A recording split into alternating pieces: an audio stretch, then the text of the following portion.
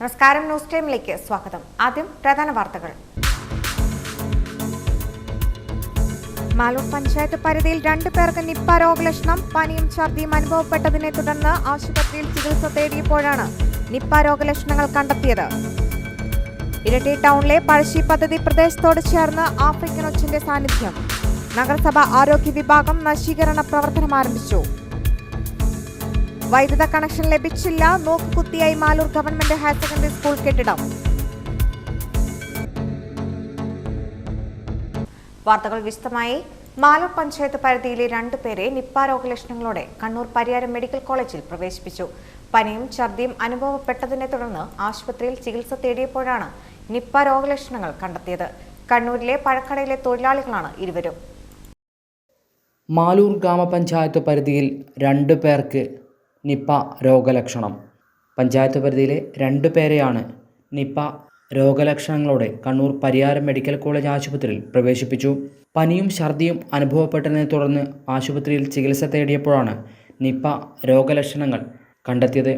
കണ്ണൂരിലെ താണയിലെ പഴക്കടയിലെ തൊഴിലാളികളാണ് ഇരുവരും. രോഗലക്ഷണങ്ങൾ കണ്ടെത്തിയതിനെ തുടർന്ന് ഇരുവരുടെയും സ്രവങ്ങൾ പരിശോധനയ്ക്ക് അയച്ചിട്ടുണ്ട്. പരിശോധനാ റിപ്പോർട്ട് ലഭിച്ചാൽ മാത്രമേ നിപ്പയാണോ എന്ന കാര്യം വ്യക്തത കൈവരുകയുള്ളൂ. പഞ്ചായത്ത് പരിധിയിലെ 2 പേർക്ക് നിപ്പ രോഗലക്ഷണങ്ങൾ കണ്ടെന്ന വാർത്ത പരന്നതോടെ ആരോഗ്യവകുപ്പ് ജാഗ്രതാ നിർദ്ദേശം നൽകിയിട്ടുണ്ട്. ഹൈവിഷൻ ന്യൂസ്, പേരാവൂർ. ഇരിട്ടി ടൗണിലെ പഴശ്ശി പദ്ധതി പ്രദേശത്തോട് ചേർന്ന് ആഫ്രിക്കൻ ഒച്ചിന്റെ സാന്നിധ്യത്തെ തുടർന്ന് ഇതിനെ നശിപ്പിക്കാൻ ഇരിട്ടി നഗരസഭ ആരോഗ്യ വിഭാഗം പ്രവർത്തനം ആരംഭിച്ചു. ഇരിട്ടി ടൗണിലെ പഴശ്ശി പദ്ധതി പ്രദേശത്തോട് ചേർന്നാണ് ഇരിട്ടി പുതിയ ബസ് സ്റ്റാൻഡ് മുതൽ പൈഞ്ചേരി മുക്ക് വരെയുള്ള സ്ഥലങ്ങളിൽ കഴിഞ്ഞ വർഷം മുതൽ ആഫ്രിക്കൻ ഒച്ചിന്റെ സാന്നിധ്യം കണ്ടെത്തിയത്. ഇതേക്കുറിച്ച് ഹൈവിഷൻ റിപ്പോർട്ട് ചെയ്തിരുന്നു. പഴശ്ശി പദ്ധതി പ്രദേശത്ത് കണ്ടെത്തിയ ആഫ്രിക്കൻ ഒച്ചുകൾ ഈ മേഖലയിലെ ജനവാസ കേന്ദ്രങ്ങളിലേക്കും താമസ സ്ഥലങ്ങളിലേക്കും എത്തിത്തുടങ്ങി. ഇതോടെയാണ് ഇരിട്ടി നഗരസഭ ആരോഗ്യ വിഭാഗത്തിന്റെ നേതൃത്വത്തിൽ ഇതിനെ നശിപ്പിക്കുവാനുള്ള നടപടികൾ ആരംഭിച്ചത്. ആഫ്രിക്കൻ ഒച്ചുകളുടെ ഒരു ശല്യം നേരത്തെ ശ്രദ്ധയിൽപ്പെടുത്തിയിരുന്നു. നേരത്തെ ചാനലുകളൊക്കെ ഹൈവിഷനൊക്കെ റിപ്പോർട്ട് ചെയ്തിട്ടുണ്ട്. എന്നാൽ ഇപ്പോൾ ഒച്ചുകളുടെ ശല്യം വളരെ കൂടുതലായതിനാൽ പരിസരവാസികളൊക്കെ ശ്രദ്ധയിൽപ്പെടുത്തിയതിൻ്റെ ഭാഗമായിട്ടുമുണ്ട് നഗരസഭയുടെ ശ്രദ്ധയിൽപ്പെടുത്തുകയും നഗരസഭ ആരോഗ്യ വിഭാഗം ഒച്ചുകളെ പിടിച്ചുകൊണ്ട് നശിപ്പിക്കുവാൻ വേണ്ടിയിട്ടുള്ള ഒരു നടപടികൾക്ക് തുടക്കം കുറിച്ചിട്ടുമുണ്ട്. News bureau, Iritty. നോക്കുകുത്തിയായി Malur government higher secondary school കെട്ടിടം.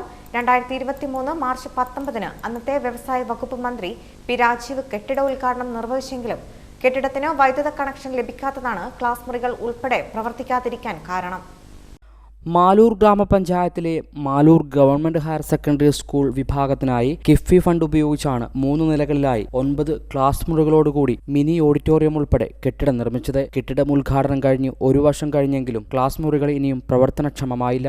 ക്ലാസ് മുറികളിൽ ലൈറ്റും ഫാനും ഉൾപ്പെടെ സജ്ജീകരിച്ചെങ്കിലും വൈദ്യുതി കണക്ഷൻ ലഭിക്കാത്തതാണ് കാരണം. പിണറായി കോർപ്പറേറ്റ് സൊസൈറ്റിയാണ് കെട്ടിട നിർമ്മാണം പൂർത്തിയാക്കിയത്. ഇങ്കലായിരുന്നു സർട്ടിഫിക്കേഷൻ ഉൾപ്പെടെ പൂർത്തീകരിച്ചത്. വൈദ്യുതി കണക്ഷൻ ഉൾപ്പെടെ എടുത്തു നൽകണമെന്നായിരുന്നു കരാറെങ്കിലും സാങ്കേതിക തടസ്സം കാരണം പറഞ്ഞ് ഇങ്കൽ വൈദ്യുതി കണക്ഷൻ എടുത്തു നൽകാതെ മറ്റ് ഇലക്ട്രിഫിക്കേഷൻ മാത്രം പൂർത്തിയാക്കി. വൈദ്യുതി വകുപ്പിന്റെ നിയമപ്രകാരം ഒരു കോമ്പൗണ്ടിലെ കെട്ടിടത്തിന് ഒരു മെയിൻ കണക്ഷൻ മാത്രമേ ലഭിക്കുകയുള്ളൂ. സ്കൂൾ മെയിൻ കെട്ടിടവും പുതുതായി നിർമ്മിച്ച കെട്ടിടവും തമ്മിൽ 800 മീറ്ററോളം ദൂരം വരും. മെയിൻ കെട്ടിടത്തിൽ നിന്ന് പുതിയ കെട്ടിടത്തിലേക്ക് ഭൂഗർഭ കേബിൾ ഉൾപ്പെടെ നടത്തി വൈദ്യുതീകരണം നടത്താൻ 70,000-ലധികം രൂപ ചിലവും വരും. ഇതിന് ഫണ്ടില്ല എന്ന കാരണമാണ് അധികൃതർ മുന്നോട്ട് വെക്കുന്നത്. IT lab, science lab, office block, mini auditorium തുടങ്ങിയവയാണ് പുതിയ കെട്ടിടത്തിൽ ഉള്ളത്. മിനി ഓഡിറ്റോറിയത്തിൽ ബോധവൽക്കരണ ക്ലാസ് ഉൾപ്പെടെ നടത്താറുണ്ടെങ്കിലും ഫാനും ലൈറ്റും ഉണ്ടെങ്കിലും പ്രവർത്തിപ്പിക്കാൻ കഴിയാത്തത് ഏറെ പ്രയാസം സൃഷ്ടിക്കുകയാണ്. കോടികൾ ചിലവഴിച്ച് മട്ടന്നൂർ നിയോജക മണ്ഡലം MLA KK ശൈലജ ടീച്ചറുടെ അധ്യക്ഷതയിൽ അന്നത്തെ വ്യവസായ വകുപ്പ് മന്ത്രി പി രാജീവാണ് കെട്ടിട ഉദ്ഘാടനം നിർവഹിച്ചത്. കെട്ടിട ഉദ്ഘാടനം കഴിഞ്ഞ് 1 വർഷം കഴിഞ്ഞിട്ടും പഠന പ്രവർത്തനങ്ങൾക്കായി ഉപയോഗിക്കാൻ കഴിയാത്തതിന്റെ നിരാശയിലാണ് അധ്യാപകരും വിദ്യാർത്ഥികളും ഉൾപ്പെടെയുള്ളവർ. ഹൈവിഷൻ ന്യൂസ്, പേരാവൂർ. പേരാവൂർ താലൂക്ക് ആശുപത്രിയിൽ നിലവിലുണ്ടായിരുന്ന അനസ്തേഷ്യ ഡോക്ടറെയും ENT ഡോക്ടറെയും നിയമിക്കണമെന്നാവശ്യപ്പെട്ട് MLA അഡ്വക്കേറ്റ് സണ്ണി ജോസഫ് ആരോഗ്യവകുപ്പ് മന്ത്രി വീണ ജോർജിന് നിവേദനം നൽകി. പേരാവൂർ താലൂക്ക് ആശുപത്രിയിൽ നിലവിലുണ്ടായിരുന്ന അനസ്തേഷ്യ ഡോക്ടറെയും ENT ഡോക്ടറെയും നിയമിക്കണമെന്നാവശ്യപ്പെട്ടാണ് MLA അഡ്വക്കേറ്റ് സണ്ണി ജോസഫ് ആരോഗ്യവകുപ്പ് മന്ത്രി വീണ ജോർജിന് നിവേദനം നൽകിയത്.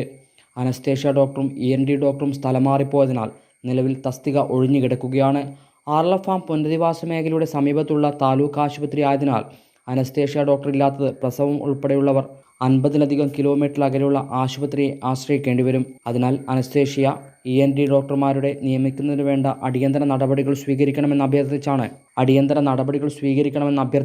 MLA അഡ്വക്കേറ്റ് സണ്ണി ജോസഫ് ആരോഗ്യവകുപ്പ് മന്ത്രിക്ക് നിവേദനം നൽകിയത്. ഹൈവിഷൻ ന്യൂസ്, പേരാവൂർ. കസ്തൂരി രംഗൻ റിപ്പോർട്ടിലെ പുതിയ മാപ്പിൽ കൊട്ടിയൂർ വില്ലേജിലെ ജനവാസ മേഖലയും ഉൾപ്പെട്ടതായി ആരോപണം. ആശങ്ക പരിഹരിക്കണമെന്ന് കൊട്ടിയൂർ സംരക്ഷണ സമിതി. കസ്തൂരി രംഗൻ റിപ്പോർട്ടിന്റെ ഏറ്റവും പുതിയ നോട്ടിഫിക്കേഷൻ പ്രകാരം കൊട്ടിയൂർ വില്ലേജിലെ ജനവാസ മേഖല ഉൾപ്പെട്ടതായി ആക്ഷേപം. പന്ന്യാമലക്കും പാലുകാച്ചിമലക്കും ഇടക്കുള്ള പ്രദേശമാണ് ഇക്കോസ് സെൻസിറ്റീവ് ഏരിയയായി മാർക്ക് ചെയ്തിട്ടുള്ളത്. 1.17 സ്ക്വയർ കിലോമീറ്റർ ജനവാസ മേഖലയാണ് ഇത്തരത്തിൽ പെട്ടിട്ടുള്ളതായി കണ്ടെത്തിയിരിക്കുന്നത്. ഇതിൽ പന്ന്യാമല വെള്ളച്ചാട്ടം, ഹരിത ഓർഗാനിക് ഫാം തുടങ്ങിയവ മാർക്ക് ചെയ്തിട്ടുമുണ്ട്. ഇത്തരത്തിൽ അധികമായി ജനവാസ മേഖല ഇക്കോ സെൻസിറ്റീവ് ഏരിയയിൽ പെട്ടിട്ടുണ്ട് എന്ന് മനസ്സിലാക്കിയ പഞ്ചായത്ത് അധികൃതർ മെയ് 16 സ്വന്തം നിലക്ക് തന്നെ സർവേ ടീമിനെ കൊണ്ടുവന്ന് അളന്ന് KML മാപ്പ് തയ്യാറാക്കി സർക്കാരിന് കൈമാറിയതാണ്. എന്നാൽ ഇത് പരിഗണിക്കാതെയാണ് പുതിയ മാപ്പ് പുറത്തിറക്കിയിരിക്കുന്നത്. പുതിയ മാപ്പ് സംബന്ധിച്ച് ആക്ഷേപങ്ങൾ സമർപ്പിക്കാനുള്ള അവസാന തീയതി സെപ്റ്റംബർ 30.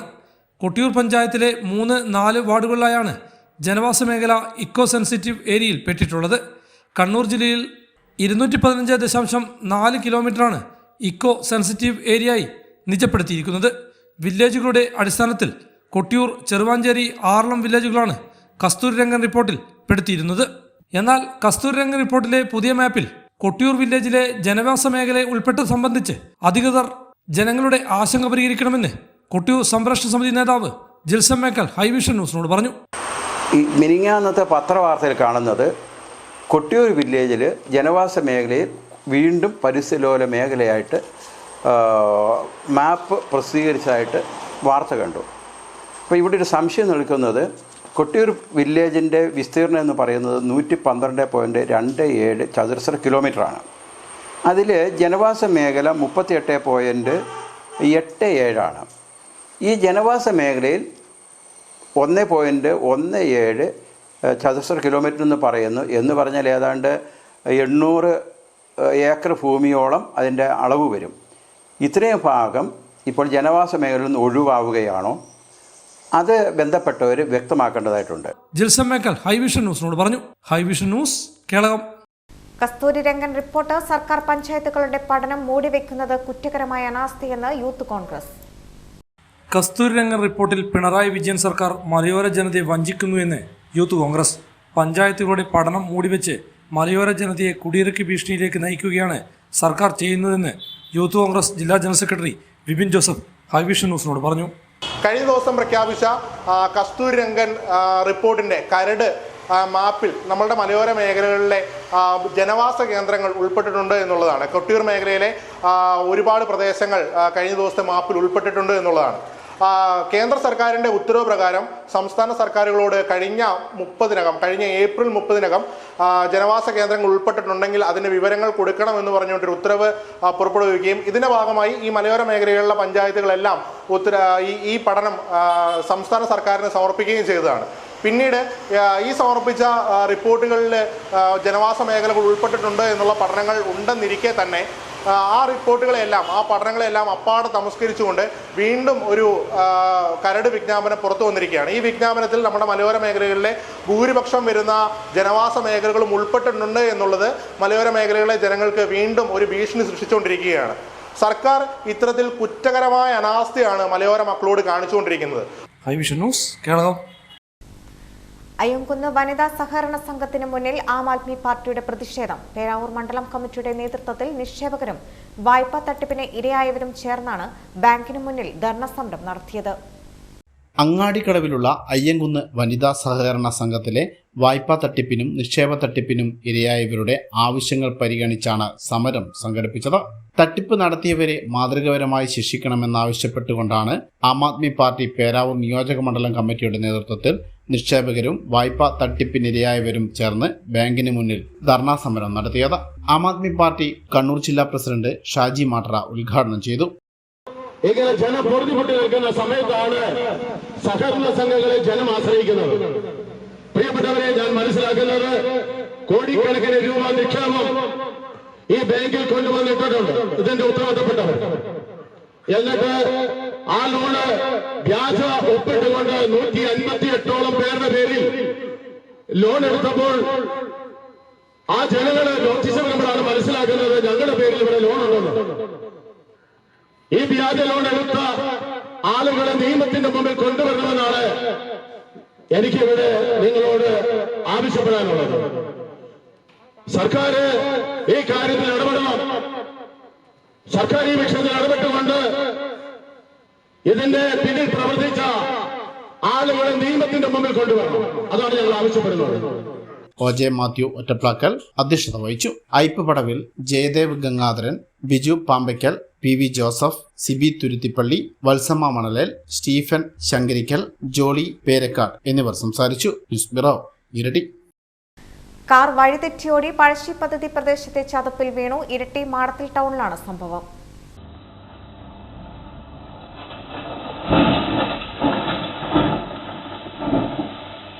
വ്യാഴാഴ്ച രാത്രി 11:30 സംഭവം. ഇരട്ടി ഭാഗത്തു നിന്നും എത്തിയ കാർ വിളമന ഭാഗത്തേക്ക് തിരിയുന്നതിന് പകരം കുറച്ചുകൂടി മുന്നോട്ടോടി മത്സ്യക്കടയുടെ അരികിലൂടെ മെയിൻ റോഡിൽ നിന്നും ഏകദേശം 12 മീറ്ററോളം അരികിലുള്ള പഴശ്ശി പദ്ധതി പ്രദേശത്തെ ചതുപ്പിലേക്ക് മറയുകയായിരുന്നു. കാർ തലകീഴായാണ് മറഞ്ഞത്.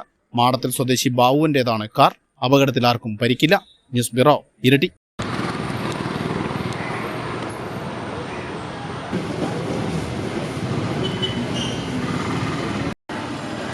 വിപുലരുവാ 67-ാം വയസ്സിലും കൃഷിയെ നെഞ്ചോട് ചേർത്ത് ആളം പന്നിമൂലയിലെ കുറിഞ്ഞേരി നാരായണൻ. സ്വന്തമായ സ്ഥലം ഏറെയില്ലെങ്കിലും 4.5 ഏക്കറോളം സ്ഥലം പാട്ടത്തിനടുത്താണ് കൃഷി. മഴക്കാലമെന്നോ വേനൽക്കാലമെന്നോ ആറളം പന്നിമൂലയിലെ കുറിഞ്ഞേരി നാരായണന് പ്രശ്നമില്ല.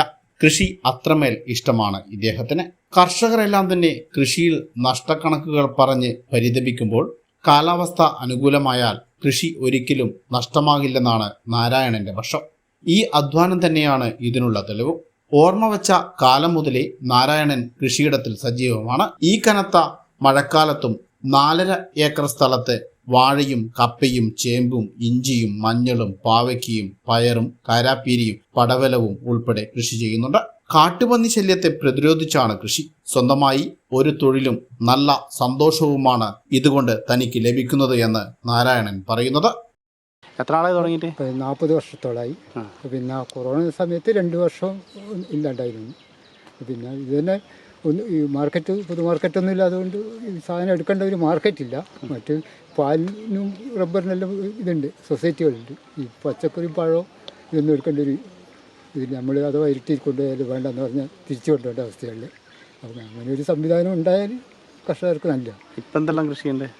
ഇപ്പോൾ പാവലുണ്ട്, പയറുണ്ട്, കാരാപ്പിരിയുണ്ട്, പടവലമുണ്ട്, പിന്നെ വാഴയുണ്ട്, കപ്പയുണ്ട്, ഇഞ്ചിയുണ്ട്, ചേമ്പുണ്ട്, ചേനയുണ്ട്, മഞ്ഞളുണ്ട്. എത്ര ഏക്കർ സ്ഥലത്ത് പാട്ടോ? ഈ മൊത്തം എല്ലാം കൂടി ഒരു 5 ഏക്കർ 4 ഏക്കർ സ്ഥലത്തുണ്ടാവും. ഓരോ സ്ഥലത്തായിട്ടാണ് ഇതിൻ്റെ അടുത്ത്? അതെ, ഓരോ സ്ഥലത്തായിട്ടാണ്. കൃഷി എങ്ങനെ ലാഭം തന്നെയാണോ? കൃഷി ലാഭം ഇപ്രാവശ്യത്തെ കാലവർഷം വെച്ചുകൊണ്ട് മുതലാവും തോന്നുന്നില്ല. പിന്നെ കൃഷിഭവനിലൊന്നും സഹായം തരാമെന്നുണ്ട്, കിട്ടിയാൽ അവരെല്ലാം നല്ല പ്രോത്സാഹനമാണ്. ഇത്തവണത്തെ ആറളം പഞ്ചായത്തിലെ മുതിർന്ന കർഷകനുള്ള അവാർഡും കുറിഞ്ഞേരി നാരായണന് തന്നെയാണ്. ന്യൂസ് ബ്യൂറോ, ഇരട്ടി. 3 ദിവസങ്ങളിലായി തൊണ്ടിയിൽ ജിമ്മി ജോർജ് സ്റ്റേഡിയത്തിൽ നടന്നുവന്ന ഇരട്ടി ഉപജില്ലാ കായികമേള സമാപിച്ചു. Senior boys, junior girls football മത്സരങ്ങളാണ് ഇന്ന് നടന്നത്.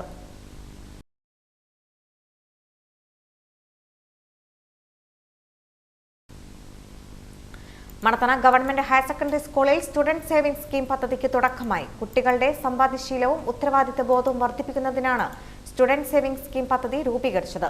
1ാം ക്ലാസ് മുതൽ 10ാം ക്ലാസ് വരെയുള്ള വിദ്യാർത്ഥികൾക്കാണ് ഈ പദ്ധതി. മണത്തണ ഗവൺമെന്റ് ഹയർ സെക്കൻഡറി സ്കൂളിൽ സ്റ്റുഡൻസ് സേവിംഗ് സ്കീം പദ്ധതിക്ക് തുടക്കമായി.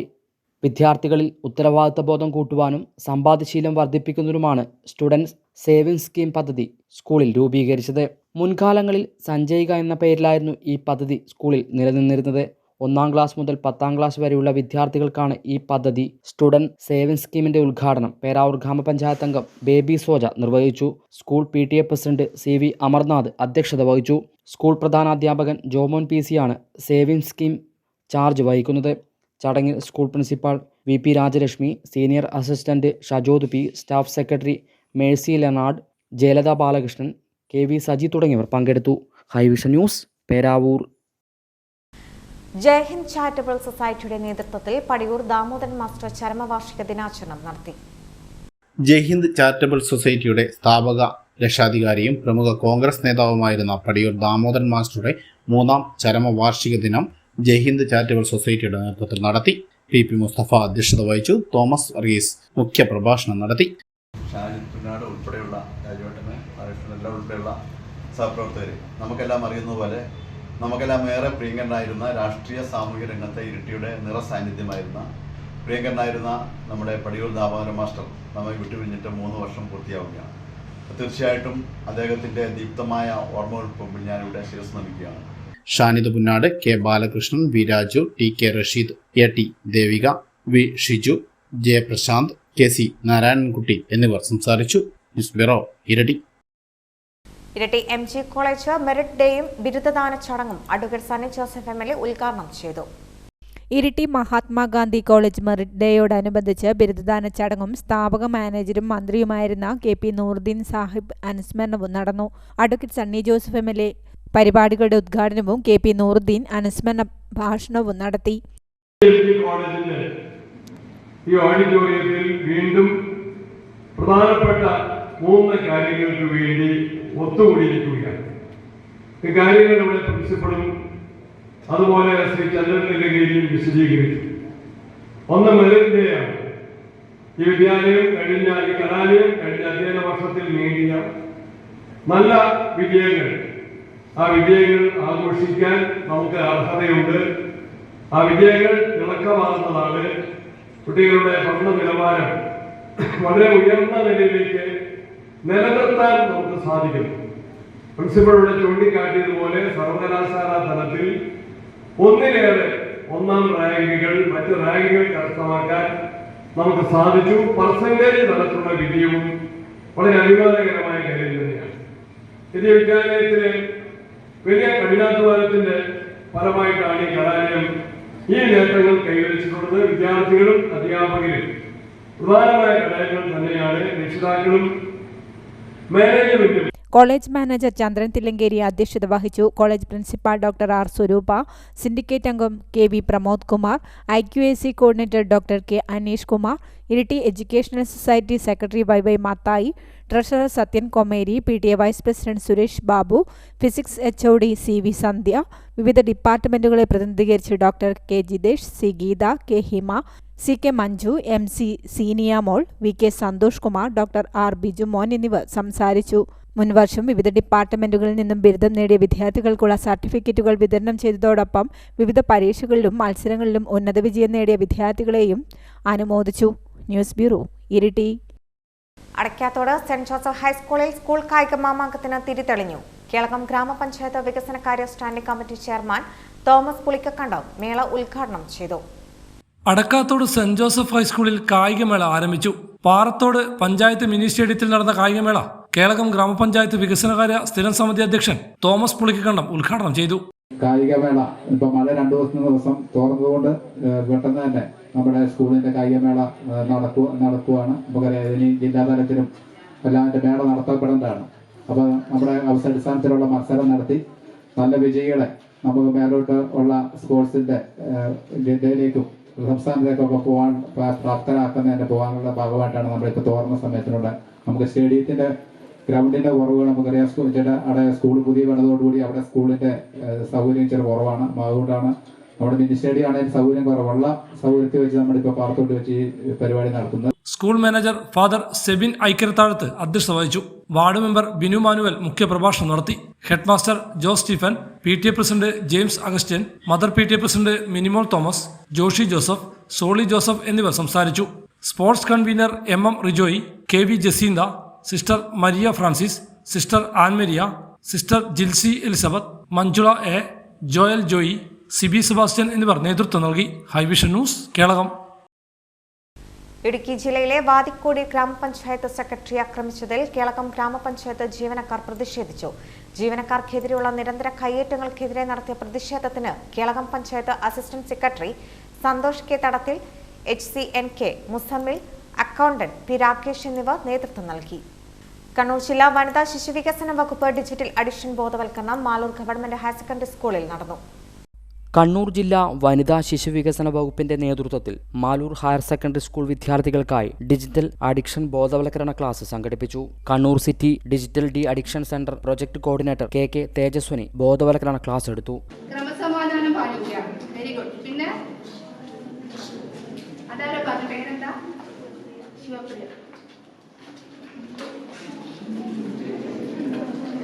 ക്രമസമാധാനം പാലിക്കുക. അത് തന്നെയാണ് പോലീസിന്റെ ഏറ്റവും ബേസിക് ആയിട്ടുള്ള അവരുടെ റെസ്പോൺസിബിലിറ്റി. നമ്മുടെ ഒക്കെ മൈൻഡിൽ പോലീസ് എന്ന് പറഞ്ഞ ക്രമസമാധാനം പാലിക്കുക, നിയമനിർവഹണം നിർവഹിക്കുക, എന്താ നമ്മുടെ പൗരന്റെ ജീവനും അഭിമാനത്തിനും അന്തസ്സിനും കാവൽ നിൽക്കുക എന്നൊക്കെയാണ് പോലീസിന്റെ ഡ്യൂട്ടി. SPC ക്യാരക്ടർ അറിയില്ലേ?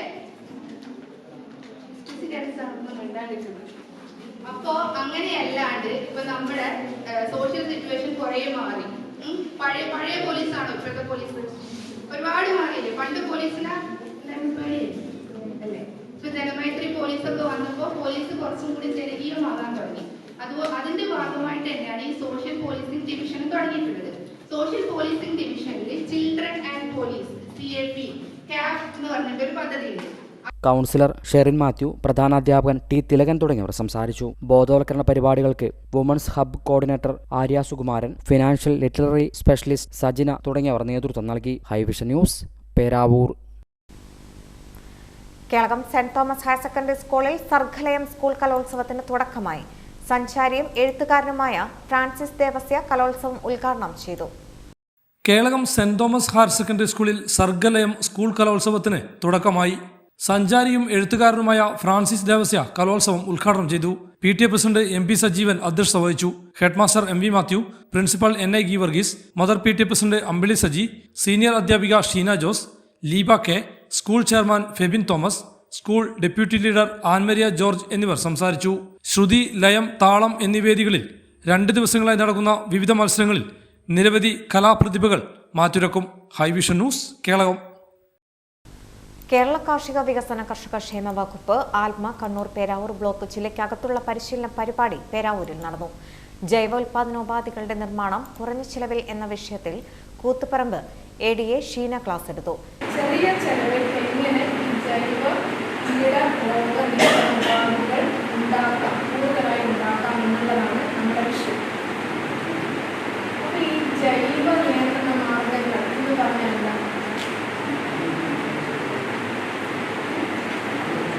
ഞാൻ നേരത്തെ പറഞ്ഞു, നമ്മൾ ഒരുപാട് മാത്രം സംസാരിക്കുമ്പോൾ ഒരു സുഖമില്ലല്ലേ പറയും. ജൈവ നിയന്ത്രണങ്ങൾ എന്താ റിസൾട്ട് ഒന്ന് പറഞ്ഞു ലിസ്റ്റ് ജൈവ നിയന്ത്രണം പറഞ്ഞു. എനിക്കൊന്നും വേണ്ട. പേരാവൂർ കൃഷി അസിസ്റ്റന്റ് ഡയറക്ടർ രാജശ്രീ P സംസാരിച്ചു. ഹജ്ജ് ഓൺലൈൻ സേവന കേന്ദ്രം മുസ്ലിം ലീഗ് ഇരട്ടി ടൗൺ പ്രസിഡന്റ് തറാൽ ഈസ ഉദ്ഘാടനം ചെയ്തു. വർഷങ്ങളായി ഇരട്ടി ടൗൺ മുസ്ലിം ലീഗ് കമ്മിറ്റിയുടെ ആഭിമുഖ്യത്തിൽ നടന്നുവരുന്ന ഹജ്ജ് ഓൺലൈൻ സേവന കേന്ദ്രം മുസ്ലിം ലീഗ് ഇരട്ടി ടൗൺ പ്രസിഡന്റ് തറാലീസ ഉദ്ഘാടനം ചെയ്തു.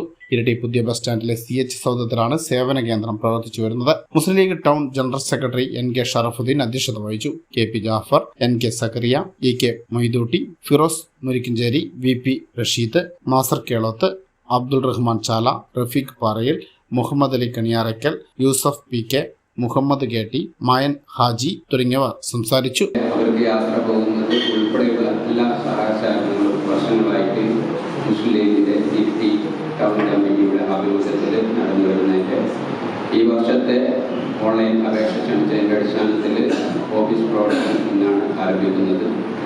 നമുക്കറിയാം, ഈ മണ്ഡലത്തിന്റെ തന്നെ വിവിധ കേന്ദ്രങ്ങളിലുള്ള എല്ലാ ആളുകളും ഈ ഓഫീസിൽ പോയി ഹജ്ജിന് പോകുന്നവരെ ഈ ഓഫീസിൽ കേന്ദ്രീകരിച്ചുകൊണ്ടാണ്. Kunnath saint Joseph higher secondary school NSS യൂണിറ്റിന്റെ നേതൃത്വത്തിൽ രക്തദാന ക്യാമ്പ് സംഘടിപ്പിച്ചു. Kunnoth saint Joseph higher secondary school NSS യൂണിറ്റിന്റെ നേതൃത്വത്തിൽ രക്തദാന ക്യാമ്പ് സ്കൂളിൽ വെച്ച് നടന്നു. ജില്ലാ പഞ്ചായത്ത് അംഗം ലിസി ജോസഫ് ഉദ്ഘാടനം ചെയ്തു. പ്രതിസന്ധി ഘട്ടത്തിൽ മനുഷ്യരകപ്പെടുമ്പോഴും അവിടേക്ക് ആശ്വാസവുമായി കടന്നു ചെല്ലാൻ മടിയില്ലാത്ത സാമൂഹിക ജീവികളായ മനുഷ്യരായി നമ്മളൊക്കെ ഇവിടെ നിലനിൽക്കുകയാണ്. അത് പ്രളയമുണ്ടായപ്പോഴും കോവിഡ് ഉണ്ടായപ്പോഴും അതിനുശേഷം ഇപ്പോൾ ഉരുൾപൊട്ടലുകളും പ്രതിസന്ധികളും ഉണ്ടാകുമ്പോഴും കൂടുതൽ ഉറപ്പിച്ചുകൊണ്ട് കേരളം ദൈവത്തിന്റെ സ്വന്തം നാടാണ് എന്ന് വീണ്ടും ലോകത്തിന്റെ സ്കൂൾ മാനേജർ സെബാസ്റ്റ്യൻ മൂക്കിലേക്കാട്ട് അധ്യക്ഷത വഹിച്ചു. പ്രിൻസിപ്പൽ PK ബാബു, പഞ്ചായത്ത് അംഗങ്ങളായ Mujeeb Kunhikandi, Shaijan Jacob, PTA president Joby, KM Benny തുടങ്ങിയവർ സംസാരിച്ചു. മലബാർ ക്യാൻസർ സെന്ററിന്റെ നേതൃത്വത്തിലാണ് രക്തദാന ക്യാമ്പ് സംഘടിപ്പിച്ചത്. 100ഓളം പേർ ക്യാമ്പിൽ പങ്കെടുത്തു. ന്യൂസ് ബ്യൂറോ, ഇരട്ടി. റബ്ബർ ഗ്രേഡ് 4 കിലോയ്ക്ക് ഇരിട്ടി 232, പേരാവൂർ 233, കൊട്ടിയൂർ 232. റബ്ബർ ലോട്ട ഇരിട്ടി 210, പേരാവൂർ 223, കൊട്ടിയൂർ 222. ഒട്ടുപാൽ ഇരിട്ടി 115, പേരാവൂർ 120, കൊട്ടിയൂർ 120. കുരുമുളക് ഇരിട്ടി 610, പേരാവൂർ 610, കൊട്ടിയൂർ 600. കൊട്ടടിക്ക ഇരിട്ടി 320, പേരാവൂർ 325, കൊട്ടിയൂർ 320.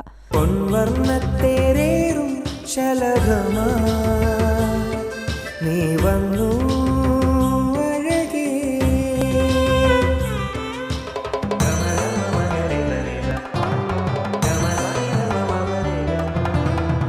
പത്തരമാറ്റിൻ സ്വർണ്ണച്ചേലിൽ ഒരുങ്ങി